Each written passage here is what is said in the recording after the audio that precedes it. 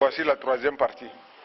Nous avons vu l'autre partie, c'était des choses qui concernaient aussi bien les hommes que les femmes. Ici, ça concerne plus les femmes. Et il a commencé par nous présenter le caractère d'une femme. Une femme qui ne remercie pas son mari, son époux. Tout ce qu'on fait, c'est insuffisant. Tout ce que son mari essaie de lui donner, elle voit ça comme si il ne fait aucun effort. Donc, et à cela, il a illustré avec le hadith qui dit que c'est lui, ou ça c'est celui dont c'est de façon générale, c'est lui qui ne remercie pas l'homme, l'être humain, ne peut pas également remercier Allah.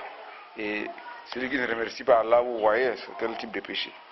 Également, aujourd'hui, nous vivons dans un monde de mixité, de mélange des hommes et des femmes et tout ça là. Donc ça aussi, vous devez veiller et vous devez garder à l'esprit que la mixité, mélanger les hommes, les femmes et tout ça là, ce n'est pas quelque chose qui est normal. Donc ça peut être occasionnel, ça peut être obligatoire. La rourate, ce n'est pas la même chose que maintenant. Les gens, certaines personnes, ils préfèrent même qu'on se les mélange toujours. Donc ça également, il faut être conscient de cela. Également, tromper son mari, ça peut être abuser les biens de son mari ou bien aller jusqu'à l'adultère, tout ça là, sont des péchés graves. Il faut vraiment s'en méfier. Et la femme qui refuse de répondre à l'appel de son mari, dans le lit également, commet un péché grave. Nous connaissons le hadith qui parle qui la maudit. Également, les femmes doivent savoir que sortir de la maison sans autorisation de leur mari est un péché. Il faut vraiment le garder à l'esprit. Ce n'est pas quelque chose que certaines femmes négligent, pensent que bon, si vous avez décidé avec votre mari de commun accord que peut-être il y a un périmètre autorisé, d'accord, mais sinon, toute sortie doit faire l'objet d'une autorisation. Mais vous pouvez demander de commun accord de définir peut-être un périmètre, peut-être aller chez telle voisine, peut-être aller à tel endroit, c'est important. Il ne faut pas prendre tout ça là, penser que c'est comme on veut. Et dans cette façon de sortir, il a également cité le fait que les femmes sortent, tout le temps on le rappelle ici, avec des parfums, parfois c'est le contraire. On dit que quand les femmes sortent, elles doivent sortir habillées discrètement. Mais c'est l'inverse, c'est quand elles sortent qu'elles font le bling bling et quand elle est à la maison, elle se fait peut-être discrète. Donc sortir sans discrétion là, mettre du parfum. Il a rappelé le hadith qui dit que lorsque vous avez un parfum sur vous et que vous sortez, chaque fois qu'un homme ressent le parfum là, c'est considéré comme si vous avez fait l'adultère, vous avez commis l'adultère avec cet homme-là. Vous voyez, vous imaginez combien de gens vous pouvez croiser si vous allez au marché, ainsi de suite. C'est très compliqué, vous voyez, ça renvoie encore à la notion de sortir. Donc, c'est pourquoi Allah avait légiféré, donc comment on va sortir, il faut l'autorisation et quand on sort, comment on va marcher pour éviter même cette mixité. Donc, vous voyez, tout cela est entrelié. Et également, il y a aussi des femmes qui n'ont pas, on va dire, la rahma, ils n'ont pas de miséricorde, ils ne facilitent rien, ils menacent, ils tapent les enfants, et ainsi de suite. Ça également, ce n'est pas des attitudes de personnes pieuses. Il y a également l'arrogance. Il y a des femmes qui sont suffisamment arrogantes, qui se placent pas à côté des autres femmes, qui se prennent pas pour un être humain normal. Ça également, c'est pas une attitude d'une personne pieuse. Il faut vraiment donc éviter ça. Tout le monde, tout être humain est égal à l'autre humain. Ce qui les différencie, c'est la taqwa, c'est la crainte d'Allah. Voilà, ça c'est la seule chose. Il n'y a pas de richesse, il n'y a pas de lignée de famille, il n'y a rien qui va les différencier. Seule la piété va faire la différence entre eux. Il y a également des femmes qui n'ont pas la langue déliée. Elles délient leur langue pour parler de tout et de rien, et de ce qu'ils savent et de ce qu'elles ne savent pas, et parfois colporter des choses qui peuvent aller nuire à l'autre. Elles entrent de maison en maison pour parler. Ceci a fait cela, aujourd'hui tu as appris ceci, et ainsi de suite. Quand ça ne vous concerne pas, moins vous en parlez, mieux ça vaut pour vous. Ne pas parler sur des choses qui ne vous concernent pas, c'est des choses dont vous n'avez pas connaissance. Donc c'est aussi un péché. Les secrets, lorsque quelqu'un vient vous confier un secret, considérez que c'est un secret, elle ne vous confie pas un secret pour que vous allez confier à une autre personne, ainsi de suite, ça devient comme on dit, secret de polichinelle. le mensonge, la diffusion des rumeurs, c'est une habitude assez régulière dans la communauté, il faut s'en éloigner. Il y a également cet effet de mode de la musique dans les téléphones, dans les télévisions, ainsi de suite, de la musique et à longueur de journée de la musique. Vraiment, nous n'avons pas beaucoup de temps sur Terre. Le peu de temps qu'on a, si les téléphones là sont là, on doit en utiliser à bonne escient et y profiter au maximum. Au lieu d'écouter de la musique, écouter quelques rappels, écouter le Coran. Il y a beaucoup de choses qu'on peut écouter à la place de la musique. On n'a pas beaucoup de temps pour perdre encore du temps à écouter de la musique. Même nos cérémonies, on prévoit carrément des cérémonies, tout ça là. Donc vraiment, on prévoit de la musique. Tout ça là, on doit s'en éloigner. Ce n'est pas des attitudes des musulmans. Et il a cité le genre, il y a un type de femmes qui souvent, elles ne sont pas trop nécessiteuses, mais elles commandent. Elle demande à son mari, achète ceci, achète cela, il achète. Après, elle appelle tel grand frère, tel petit frère, tel oncle. Tout le monde est là, alerte toutes les familles pour demander, achetez-moi ceci, moi il me manque cela. Dès que vous avez le minimum, il faut vous satisfaire. Là où Allah vous a mis, là où Allah vous a placé, restez là-bas et profitez des bienfaits qu'Allah vous a donnés. Aussi, même si on prenait tout le monde, on vous donnera, vous n'allez pas dire que c'est suffisant. Vous allez toujours voir qu'il manque. Mais si vous vous satisfaisez de ce que vous avez à votre niveau, alhamdulillah, vous serez heureuse avec le peu qu'Allah vous a donné.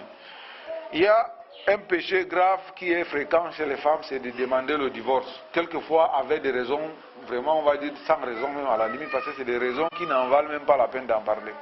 Donc une femme n'a pas le droit de demander le divorce. Et les cas bien connus les cas avérés sont connus et doivent être portés à ceux qui sont concernés par la question de ce mariage. Donc ce n'est même pas la peine que la femme, devant son mari, elle commence à demander le divorce.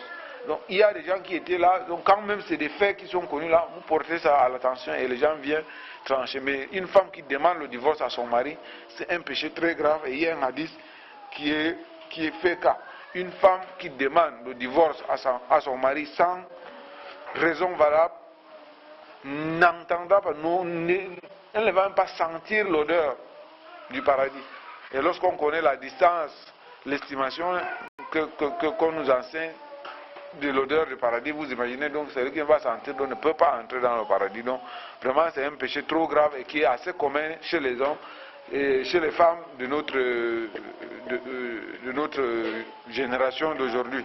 Il faut vraiment s'en méfier et demander pardon à Allah pour ceux qui en ont déjà commis le péché.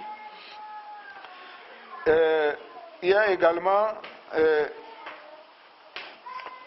il a appelé ça comment, les femmes qui, parfois une femme peut prendre un peu de son argent ou bien qu'elle a pris ailleurs que de son mari. Donc il y a du mensonge dedans. Elle prend de l'argent venant d'ailleurs, elle achète et elle fait montrer soit à sa coépouse que par exemple ça là c'est notre mari qui a acheté alors que ce n'est pas vrai. Donc il y a du mensonge, il y a un mélange de péchés qui est là-bas et c'est très mauvais. Ce n'est pas quelque chose de juste et il ne faut pas s'en approcher. Il y a également, on en avait parlé déjà, le fait d'aller chez le marabout, la sorcellerie et tout ce qui va avec. C'est-à-dire aller dire au marabout, fais ceci, fais cela, ne fais pas ceci, oriente ceci, cela là. Ça a plusieurs niveaux. Parce que d'abord, vous êtes allé chez le marabout, on connaît lorsque tu vas chez le marabout, même si tu ne crois pas, tu as 40 jours de prière, 40 jours de prière refusée. Mais maintenant, si tu crois, voilà ce premier aspect. Et l'autre aspect, c'est que tu es allé intenter quelque chose vis-à-vis d'une autre personne. Donc, il y a différents péchés qui se mélangent vraiment dans cette histoire de marabout. Donc vraiment quand on insiste dessus, c'est tellement grave que quelqu'un qui va chez le marabout 2-3 fois, vraiment la chance qu'il aura pour entrer dans le paradis, c'est comme détruire tout le travail qu'il est en train de faire pour Allah. Parce que c'est pourquoi on va toujours insister. C'est tellement grave que vraiment les femmes ne mesurent pas cela. Mais c'est trop grave. Donc il y a également la notion aujourd'hui des cheveux.